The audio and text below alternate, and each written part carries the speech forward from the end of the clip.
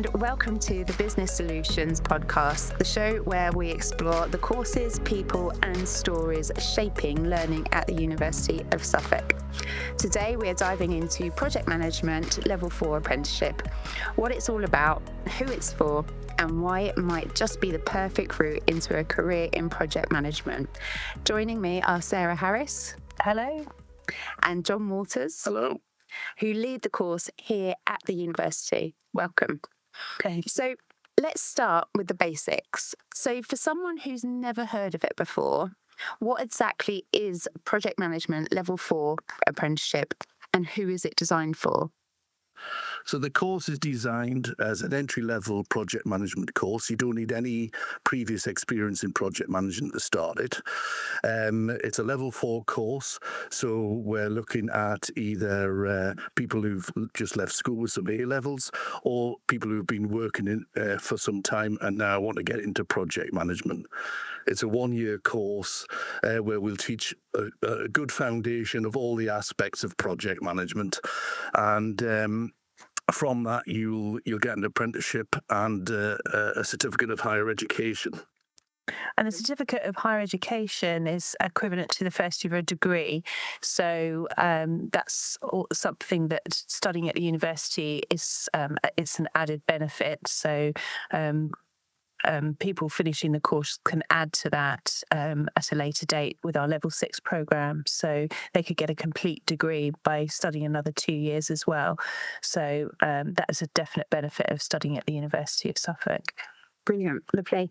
So why this apprenticeship? So what made the University of Suffolk decide to offer this particular apprenticeship? So was it industry demand or a student interest or a bit of both? Bit of both. Industry demand was high. It's such a versatile qualification. The applications are endless. There are so many sectors that this applies to. So we've, healthcare, logistics. Who else have we got on the course, John? We've got construction, transport, IT, software. There's projects are everywhere.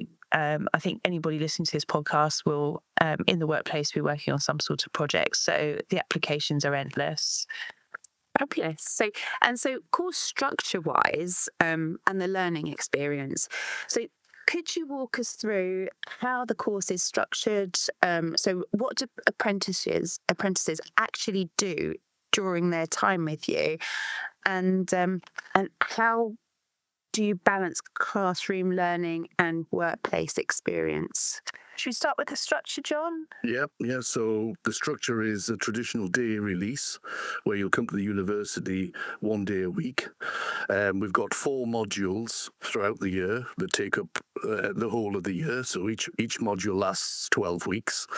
The first 6 weeks it will be day release, as I said, where you'll come to the university and we'll do some teaching in the classroom. Sarah will talk about that better than me.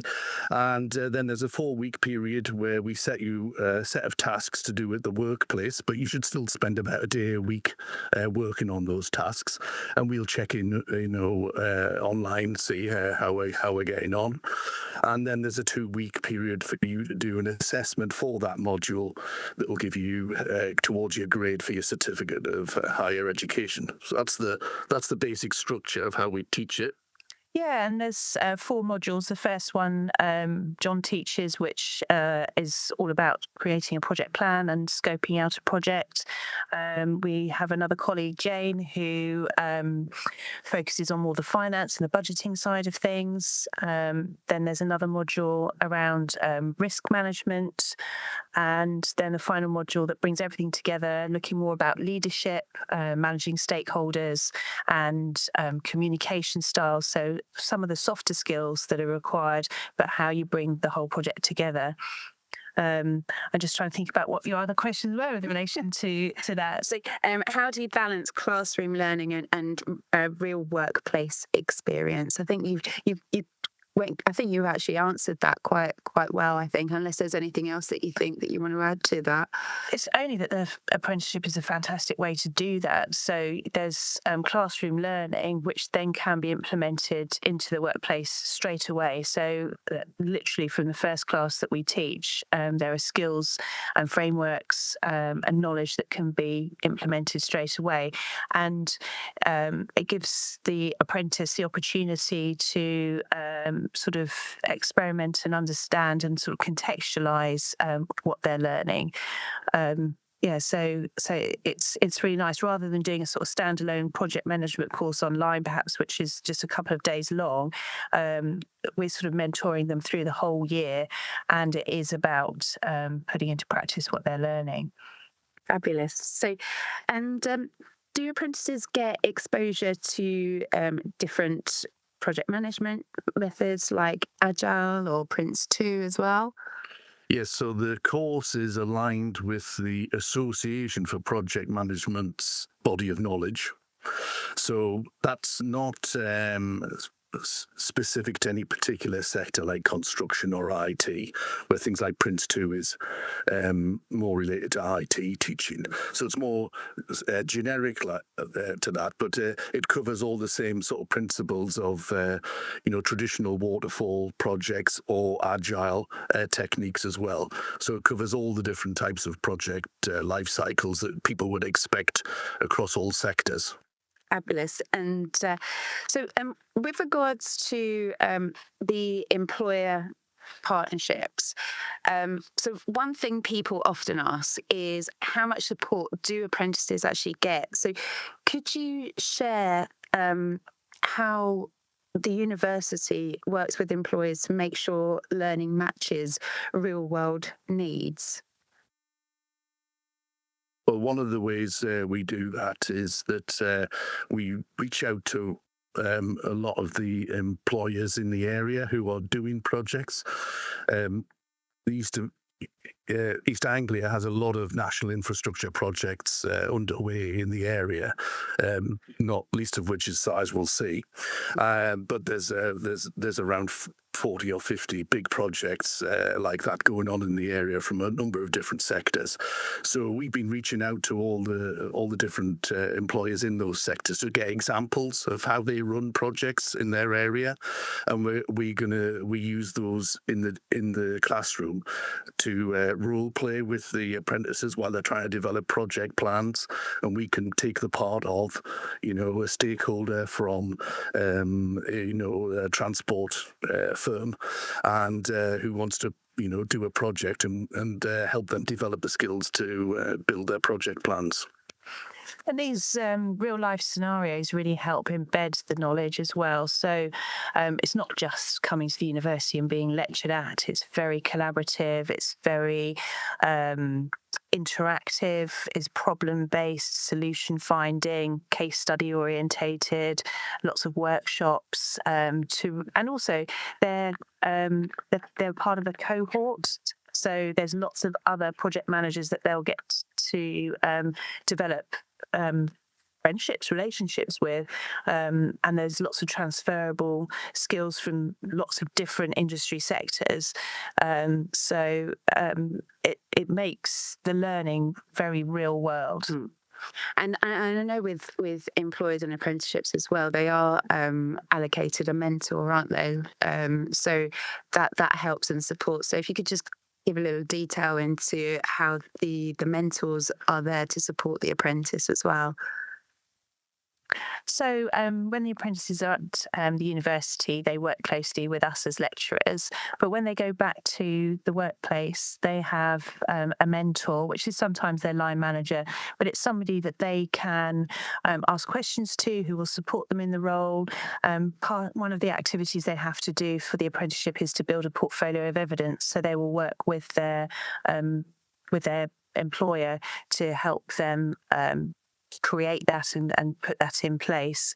But it's very much a collaborative relationship between the university, the employer, the line manager, and the apprentice to make sure that the apprentice is getting the most out of the apprenticeship and is supported in every way. Fabulous. So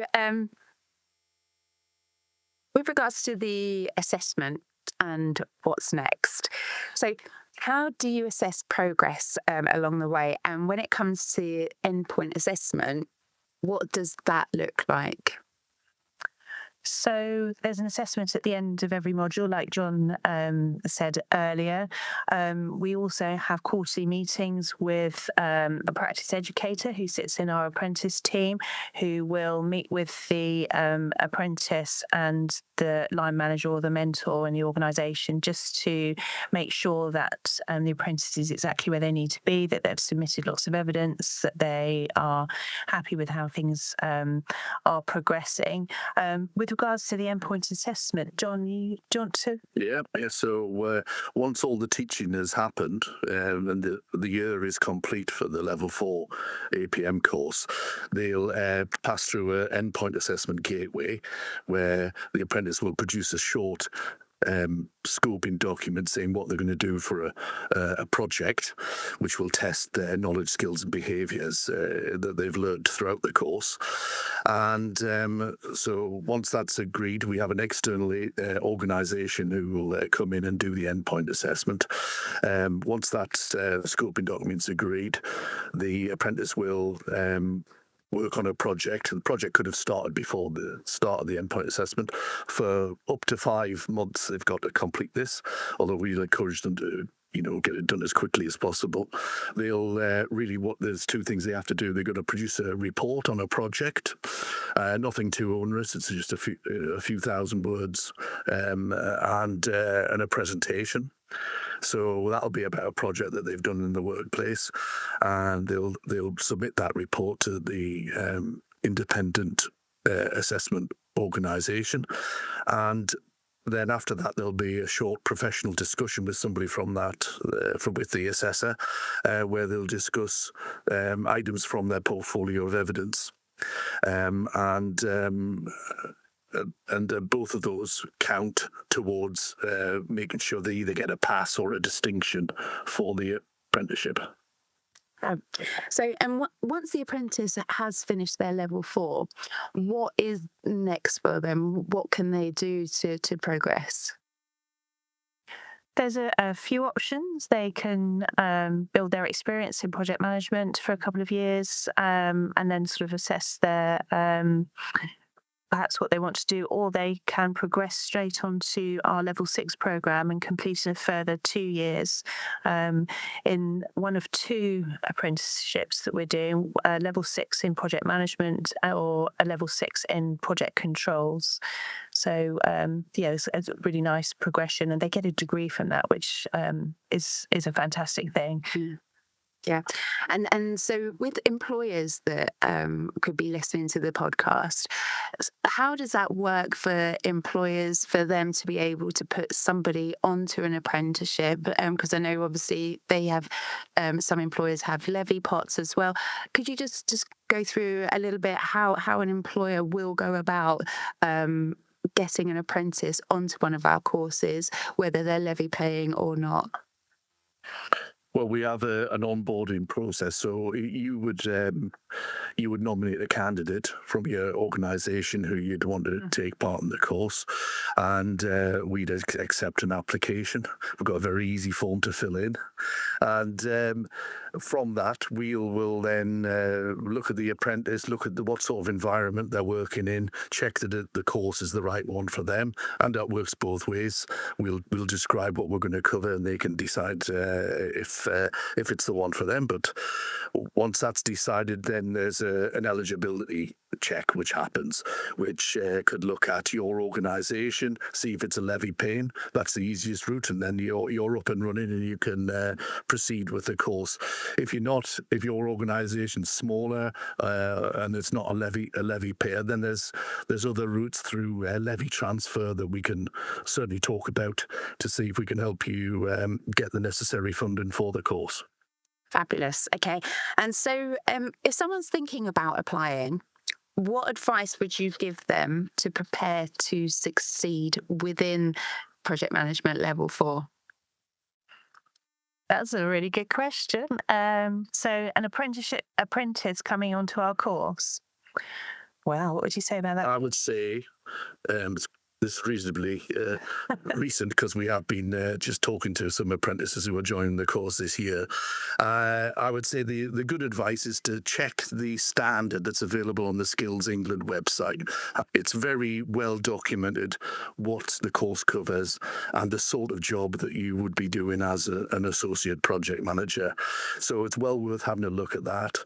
It's also worth looking at on our website and the description of how we teach that course, and just check it's the right one for you. It is important that people doing this course are actually working in a project environment. You know, it's not like a 3-day Prince 2 course or a PMQ or any other standard industry training courses. You're here for at least 1 year, and if you carry on, you could be here for 3. So we guide them all the way through that process. So it's a big commitment from both sides. So it is worth just checking that that's right. I was an apprentice myself, so I can condone this route of being trained. It's quite useful, and I think people should just see whether the apprentice route is for them, and if it is, then this is a very good way of obtaining the training. And I know that there's quite a lot of myths around apprenticeships. So I think now would be a really good time to just kind of bust any of those myths that are going around. So if you could say anything to employers or to apprentices about the myths of apprenticeships, just to clear everything up, what would you say to them? Well, one myth that my organisation is too small. As long as you're happy to release an apprentice for a day a week to do the apprenticeship, the size of your organisation doesn't matter, because as John just said about the levy transfer, there's lots of organisations out there who are not using their levy, and they are willing to release that funding to smaller organisations. I would say there's a myth that you're losing a person for a day a week for the period of the apprentice. So in response to that, I'd say that what you're getting is a person spent a day a week training, but throughout the year, as they learn the various project management skills, they can immediately start applying those in the workplace for the 4 days that they are working there. So as soon as we've taught them how to write a project plan, they can then start writing project plans at work. So it's not like you've lost them for a year. The skills are immediately usable in the workplace. And I think also another myth is that it's for people who've just left school as well. That tends to be what they think apprenticeship. So apprenticeships you could do until you're 110, and even if you're a CEO. So I think that's another myth that is out there that we need to. Yeah, it's not just for school leavers at all. It's anybody who's interested in developing their skills and their career. So it's all part of your professional development. So for an employee wanting to sort of upskill a bit, then maybe when you're having an appraisal or something, mention to your employer that you'd like to do an apprenticeship. Very accessible, affordable, and very useful, because you'll be, as we've said, applying all your learning straight into the workplace. Yeah. Fab. And so I know project management is obviously a skill that's evolving all the time. So what changes do you see coming in the next few years, and how do you feel this apprenticeship will actually help support businesses moving forward? It's a big question. Well, I think one of the big changes that we're expecting in project management is introductions of technologies like AI, which will remove some of the drudgery of the job in terms of actions from minutes and progress reports and things like that, and it'll allow project managers to concentrate on, keeping the project on track and addressing the various problems that might occur along the way of executing the project. Yeah, there's lots of different platforms for managing projects now, and communicating actions and keeping progress completely up to date in real time and keeping on track of budgets. So yeah, technology is definitely one of the biggest drivers of change within the sector. And as you said before, project management is for any industry, isn't it? It's not just for construction and things. And I think a lot of businesses now, they know and they see the need for project managers. We've got them at the university, so it's for any industry. So okay, so I think we've covered a lot from this podcast. So thank you so much. So it's been great to obviously have you both here and to get that inside knowledge of what the course entails and how somebody can apply, what that would actually the progress that they would make throughout their course, and also employers as well, and how that they can move forward with either the levy or not the levy, as you say, with the levy transfer. So if an apprentice or an employer would like to get in touch with us, how would they go about that?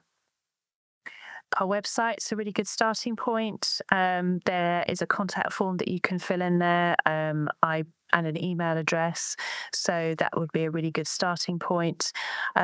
We've got our business development team, we've got our apprentice team, and also us as lecturers. We're very open to having conversations and answering any questions that anybody might have. But the website is a really good place to start. And I think that's under our website, and it's under degree apprenticeships, isn't it? So if they click on degree apprenticeships, that's where all the information. There's a lot of information there, but if there's anything specific or about the practicalities of having an apprentice on the programme, then yeah, we're here to help. Yes, and we've got 2 email addresses that people can use. For apprentices who are interested, it's apprenticeships@uos.ac.uk. And for business, it's for employers, it's businesssolutions@uos.ac.uk. Or you can register your interest on a form, which is also linked on the website as well. Fabulous. Well, thank you both again for joining us, and we look forward to hopefully having another podcast soon, and with the level 6 project management that's going to be coming up next year. Thanks for having us. Thanks ever so much. Take care. Thanks. Bye.